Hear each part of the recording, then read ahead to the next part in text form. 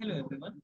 So in this particular lecture, we will be learning about conditionals and this conditional statement and what are those. Let's see them. We already know how to manage input and output. So after managing input and output, let's hard code a value in n is equal to 5, for example.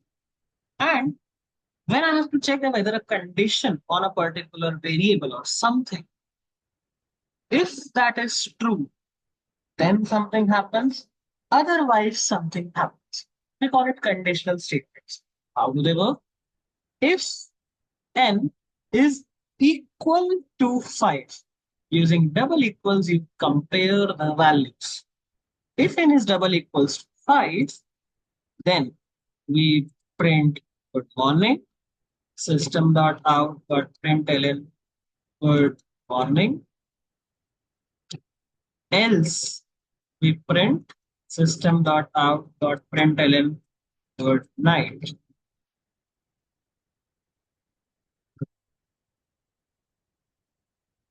This is a conditional statement. Let's visualize how it works.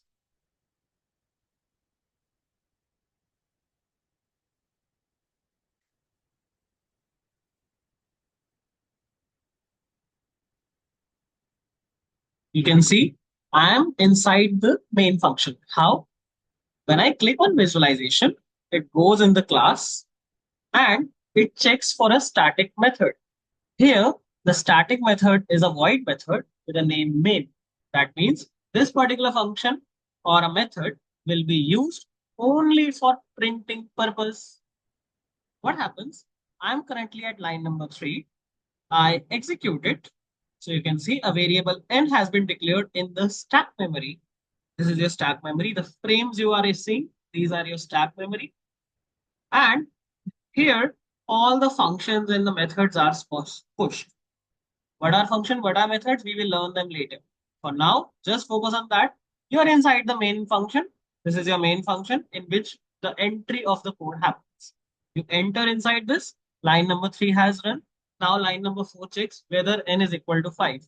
If this condition is true, then you go at line number 5 and you print good morning.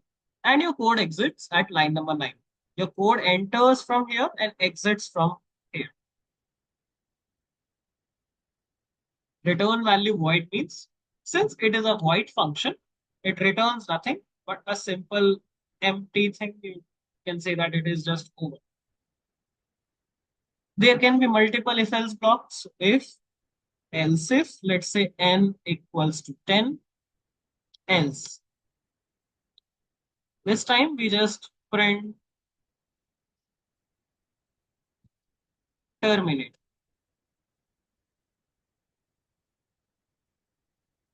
If you execute this, let's see how it works. You declare a variable n at 5.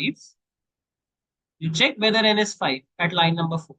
If it is not, you jump to line number 6 and check whether it is 5 or not. So directly, since it is 5, it will run.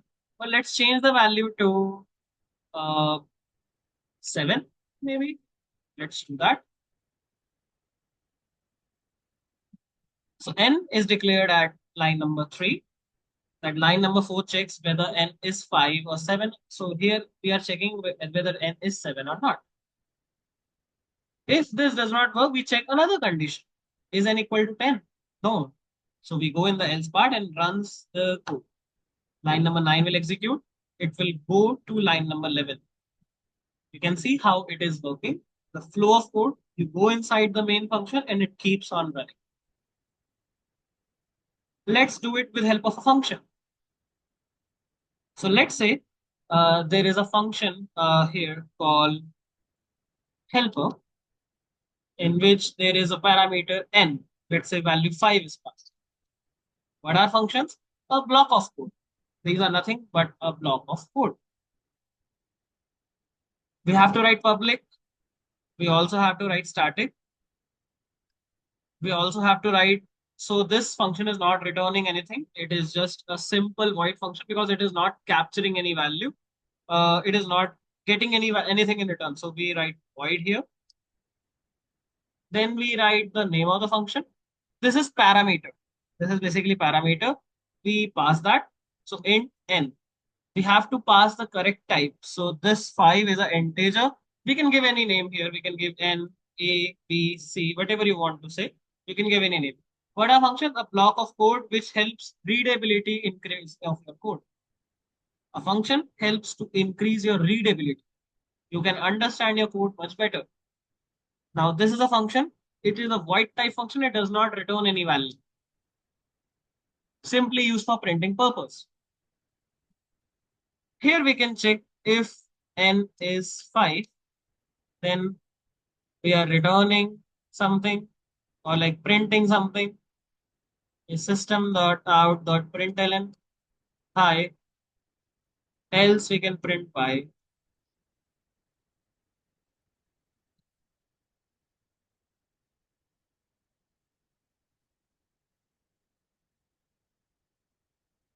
How will it work? Let's see.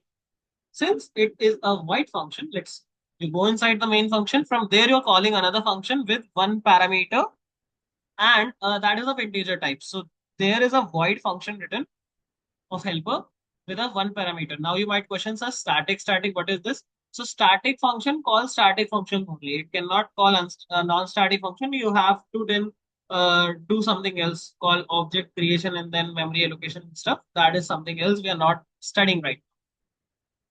We call the helper function from line number 3. It goes to line number 5, and inside line number 5, we run the very first line of the function, line number 6. So another function, so you can see a main function has been there in the stack frame. Another function is pushed. So you can see above main, another function helper is pushed. And in that, a variable n is holding value 5 from the parameter, and we are gonna run line number 6. Is n equal to 5? Yes. So we will print high. Once this is over, it will execute line number 11 because after line number 10, after this piece of code runs, else will not run. It goes to line number 11. Line number 11 of the helper function will go back to line number 3 of the main function. Now line number 4 will execute. Line number 3 of the main function is over. Now line number 4 will execute right in front of you. When line number 4 executes, return void because it is not returning anything, simple void, that means empty. This goes back to line number 3 and line number 4 will execute. Now see, that function, once it is over, once you enter, once it is over, the function which was posed in the call stack to do something, it is removed from the top of the call stack. Now, it is over. So this main function will also go out of the call stack. This is conditionals. Let's understand how loops. So loops are basically repetitive data, like we keep repeating something over a certain period, over until a condition is satisfied. Let's see how it works. So you guys know how functions work. I will call a loop inside a function. There are various kinds of loops. We will study two loops only, while loop and for loop. What is a for loop? So for loop is syntax basically a loop in which we repeat something. How do we repeat it? Let's see that. So the first part of the loop is the initialization of variable. Int I is equal to 1. Up to where I want this variable to go, let's say 5. How I want it to increment or decrement, so I is equal to I plus 1. It can also be written as I plus plus. I is equal to I plus 1 can also be written as I plus plus. System.out.println I. Let's see how it executes. So here you can see you will call a function, void function, with a single parameter from line number 3. It goes to line number 5 basically, and line number 6 of the very first function executes. This function gets posed on the call stack. You can see on the top of the main. Now we start executing. We define I is equal to 1 and we check whether I is less than equal to 5. Yes, it is. So we go inside and print I, and then we increase I from 1 to 2. You can see now I will increase from 1 to 2.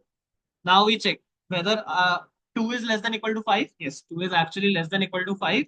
So it will actually print your 2. You can see it is printing. So it is oscillating between line 6 and line 7. You can see that. It is oscillating between line 6 and line 7. It checks it. checks whether the value is less than equal to 5. If it is, then it prints it and again increment the value and checks whether it is less than equal to 5. If it is, so you can see it prints, then it goes up and increase it from here. Now you can see I becomes 5. It again checks and then prints it. Now I becomes 6. Now the condition will not work. So the for loop will be exited from here. Now we run line number 9. Line number 9 is basically this. So exit the void helper function as well. So line number 9 will go back to line number 3 of the main function and line number 4 will execute. The function will pop, the helper function will pop, and line number 4 executes.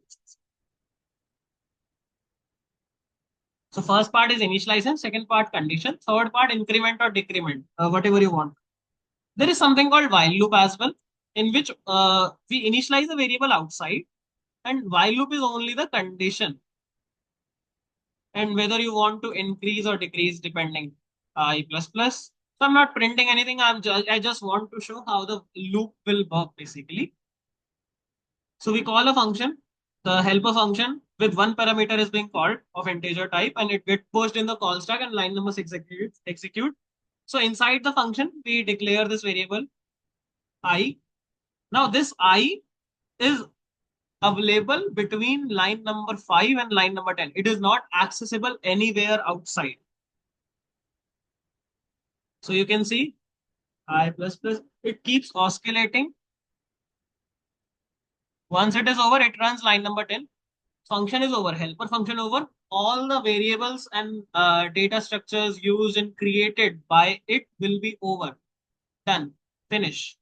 Line number 10 of helper will go back to line number 3 of the main function and line number 4 executes.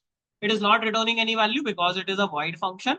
That means we are not obliged to return any value. It will simply go empty handed back. Line number 10 will go back to line number 3 of the main function and line number 4 execute. You can see I create a variable I at line number 6, which was inside the helper function. Once that is over, the scope of I and everything is over. Nothing is available. So this is a brief introduction to loops, mainly studying for loop and while loop. There is something else we can also study called ternary operator. Let's see that. It is part of if else. So I just thought why not just do that. So ternary operator works like this. Uh, return, we are going to return something. So let's say Boolean value we return. So if we are returning something, so see what changes. So these are return type functions where it is a public function accessible to everyone. Static means it has been called from a static function, hence it is static. Starting only called static. It is a Boolean function. That means I am obliged to return a Boolean true false value to this function. The name of the function is helper and int n. Since I have to give a Boolean value, so I will return something. So I will return if n is equal to 5. If this condition, question mark will check whether this condition is plausibly true or false. If this condition is true, then the left side of the colon run, otherwise the right side of the colon runs. So if n is equal to 5, I return true. Otherwise, I return false. So what happens? We will capture this value. Since I'm returning something, it is like a ball. If I throw someone and I expect the other person to catch it. So if I'm returning something from line number 6, I expect somebody at line number 3 to catch that value. So I catch the answer. What kind of value I'm returning? I'm returning an integer value because it is a Boolean function. So when I return an integer value, I have to ensure that there is a in Boolean variable of any name, but it should capture that value. Okay. Also, I can do it like this. Int n is equal to 5. So I just want to show something so that you guys don't get confused. N is equal to 5 and Boolean answer is equal to 5. Okay. And here I call it y. So you can see here it was n, but you can change the name to y and this 5 will now be stored in y for the function. Function ke liye. Let's see. And I can print the answer system dot out dot println answer. You can see how it works. This is ternary operator. Int n is equal to 5.